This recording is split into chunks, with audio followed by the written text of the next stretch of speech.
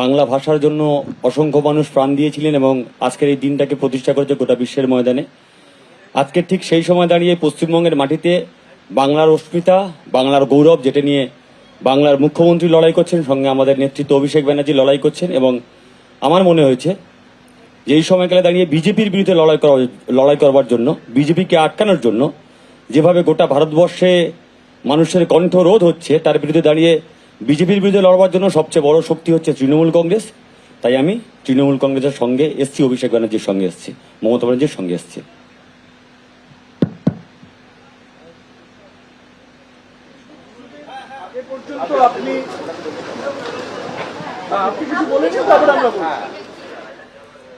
না, প্রতিকূর তার কথা বলেছেন। আমি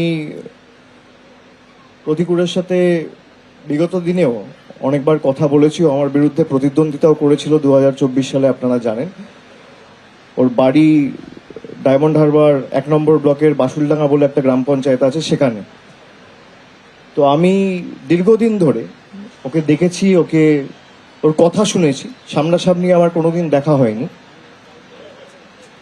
এবং সিপিএম দলে যে কজন, বিশেষ করে এই প্রজন্মের যারা প্রতিনিধিরা লড়াই করছেন, আমি লড়াই করছেন কথাটা অত্যন্ত সচেতনভাবে ব্যবহার করছি।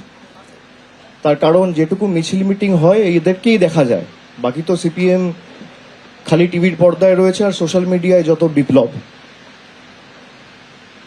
এবং পুরো ক্ষোভ বা তাদের যে আক্রমণটা, সেটা তৃণমূল কংগ্রেস, মমতা বন্দ্যোপাধ্যায় আমাকে তো করেই, কিন্তু শালীনতার একটা গণ্ডির মধ্যে থেকে কাজ করা এবং রাজনৈতিক লড়াইটা লড়া, কোনো মতে সেই শালীনতার গণ্ডি যাতে কেউ অতিক্রম না করে। আজকালকার দিনের যারা সিপিএম এর প্রতিনিধিরা সোশ্যাল মিডিয়ায় বক্তব্য রাখছেন বা সমাজ মাধ্যমে বা সংবাদ মাধ্যমে যায়, তাদের অনেকের কথা আমি শুনি। ব্যক্তিগতভাবে আমি প্রতিকূলকে দেখেছি কোনোদিন তারা কোনো দলকে আক্রমণ করেনি। এবং বিজেপির বিরুদ্ধে আমাদের যে লড়াই, আমি যদি এসআইআর এর উদাহরণ নিয়ে বলি, যে আজকে এসআইআর বাংলা সহ 12টা রাজ্যে হচ্ছে। এই এসআইআর এর পদ্ধতিগত যে ত্রুটিগুলো রয়েছে, এগুলো নিয়ে যদি কেউ সরব হয়ে থাকে, একমাত্র তৃণমূল হয়েছে। গায়ের জোরে মানুষকে লাইনে দাঁড় করিয়ে জীবিত মানুষের নাম গায়ের জোরে কেটে দেওয়া।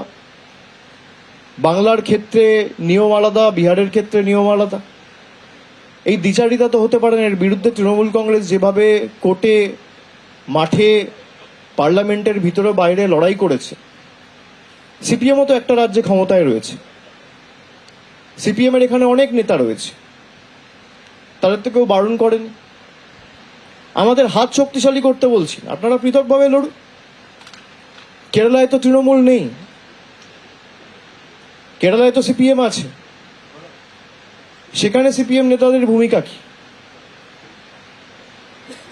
আজকে যারা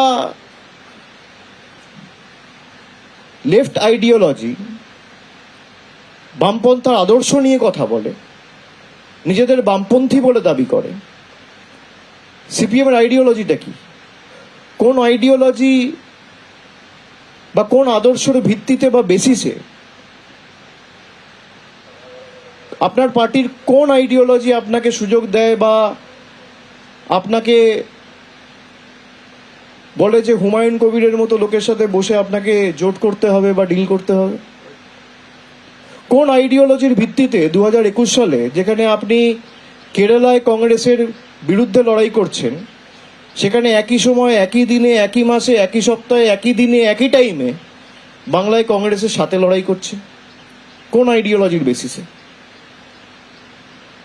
কোন আইডিওলজির বেসিসে আপনারা লক্ষ্মীর ভাণ্ডারের মতো সহায়তাকে ভিক্ষা বলেন? কোন আইডিওলজির বেসিসে একটা প্রান্তিক মানুষকে, যে সরকার চাল, ডাল, আর্থিক সাহায্য সহযোগিতা পৌঁছে দিচ্ছে, তাদেরকে ভিক্ষুক বলেন বা ছোট করে, খাটো করে দেখেন? কোন আইডিওলজির বেসিসে?